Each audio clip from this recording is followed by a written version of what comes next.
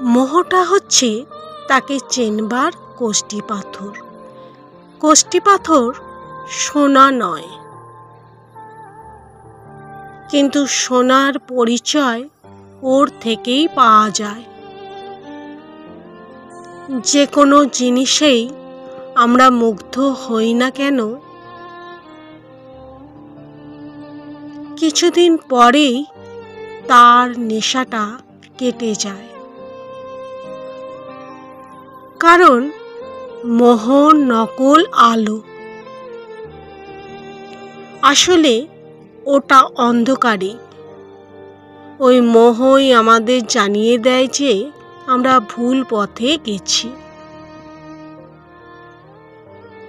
মন বলে ওঠে, হেথা নয়, হেথা নয়, অন্য কোনোখানে।